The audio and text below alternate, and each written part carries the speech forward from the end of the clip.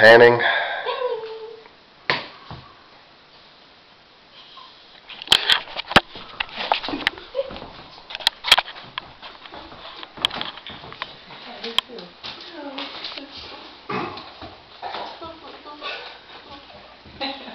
In the late 1990s, the Chrysler Corporation started the retro car theme craze. It started with the Plymouth Prowler, which was designed off the old hot rods of the 1930s. But the star of the retro-themed car craze was the PT Cruiser. The PT Cruiser was originally designed off of a concept sketch of the Plymouth Pronto and the Chrysler Airflow. As you can see in this picture here, how close the lines are, Chrysler Airflow to the PT Cruiser. The Chrysler Airflow was the first car ever to use the wind tunnel for aerodynamic testing, and it was created back in the 1930s. The PT Cruiser was the first concept vehicle of Chrysler to use as an MPV, a multi-purpose vehicle, which is very popular in Europe but did not have very good reception here in the US. One of the first vehicles to use the MPV concept here in the US was the Mazda MPV minivan. The problem they figure was it was labeled as a minivan and not as a regular vehicle. The Chrysler PT Cruiser is classified as a truck as it has a raised floorboard as opposed to a flat floorboard in it. So its fuel economy numbers are not the same requirement needed as the Neon. It was created as a complement to the Dodge Neon and uses most of the structural support and suspension components of the Dodge Neon to help cut down on costs. The PT Cruiser, when first released in late 2002, had an overwhelming response and had orders backed up for 18 months.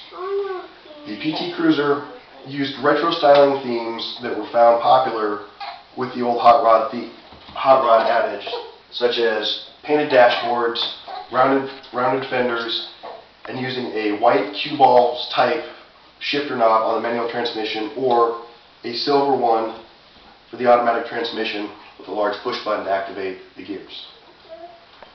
The PT Cruiser started off with the same engine that was in the Dodge Caravans at the time, a 2.4 liter, 150 horsepower, dual overhead cam 4-cylinder engine, with a 3-speed automatic or a 5-speed manual transmission. The vehicle's multi-purpose functions included fold forward and removable rear seats, which enable a large amount of cargo space, enough to carry 2 sheets of plywood in the back. The passenger side front seat does fold flat and also has a back design on it to be used as a desk, a mobile desk. Chrysler invested a lot of interest in the PT Cruiser and listened to what the consumers had to say about the vehicles. Two of the main complaints of the PT Cruiser was the lack of power and the plastic bumpers that they had on the front and rear. The plastic bumpers were gray, nondescript color and had a tendency to discolor quickly and just looked hideous against the coloration of the vehicle. So in 2003, with the relaunch and the slight redesign, Chrysler released the PT Cruiser GT, which had painted front and rear bumpers that were smooth and a 215 horsepower dual overhead cam turbocharged engine, which produced 215 horsepower. They also added a set of 17-inch chrome rims, slightly lowered suspension, and a 4-speed automatic transmission with auto stick feature, meaning you can shift manually between each of the gears at your will, and the standard 5-speed transmission. In 2004, they re-released the engine as a high-output 2.4 liter engine, having 230 horsepower due to new fuel injectors and a slightly retuned fuel neck. The cars had great success and have started a retro theme craze to the point where there are many performance books written on how to customize your PT Cruiser step-by-steps and weekend projects that you can do with your vehicle. Some of the more popular options for the customization of the vehicles include chrome bumper inserts, chrome around the windows, retro-style smooth steely wheels, side pipes, flame jobs, woody kits, and also continental kits for the rear tires. There have been numerous people that have done rear-wheel drive conversions on their vehicles, putting engines any place from a V6 all the way up to a 5.7 liter Gen 3 Chrysler Hemi in it. and running in the quarter mile in the tune of 10 seconds in the quarter mile. In 2006, Chrysler did a slight redesign of the PT Cruiser, changing the front bumper and the interior style to do a more retro theme on the interior. One of the standard features they included there was an analog clock in the center of the dash, with slightly redesigned headlights and bumper grille.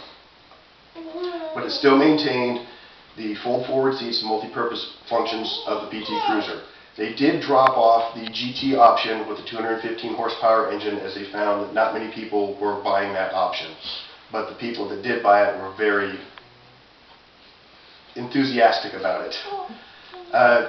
The engine option was so popular with Chrysler that Chrysler created their own upgrade, the Stage 1 turbo upgrade for it, which changed the standard 215 horsepower engine with a computer and fuel injectors to produce 235 horsepower and 260 foot-pounds of torque, which really transformed the engine. And it also, for the automatics, also reprogrammed the transmission.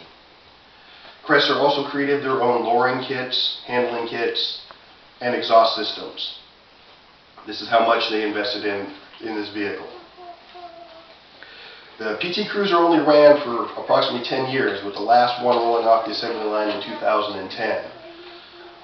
It's a vehicle that is sorely missed in the tuner market and the aftermarket for the products that they created, but it has created such a wave that it started a new genre. It created the Dodge Challenger, which was designed off the retro 70 to 74 Dodge E-body, the new Camaro, which was designed off the 67 to 69 Camaro, the last two generations of the Mustang, and since the PT Cruiser was such a hit, Chevrolet created the Chevrolet HHR, which they claim was not a direct copy of the PT Cruiser, but was a tribute to their old suburban truck of the 1930s. But if you put a PT Cruiser next to an HHR, you can see definitely where Chrysler was trying to bank in on Chrysler's styling cues. Where will the retro theme go for automotive styling? It's hard to say, because as vehicle technology moves along, it makes it harder and harder to create something that looks something from the past. The best they can do is come out with something that meets the spirit of the vehicles, like the new Dodge Dart. Bring out the name. It is a small, compact car, customizable and fun, but it looks nothing like an old Dodge Dart. But the retro car theme is still there. Sooner or later, it'll end. Will it be good? Don't know. Will it be bad? Might be.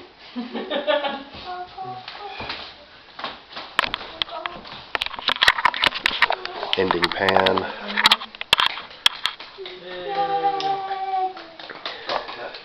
Noisemaker. The round of applause. And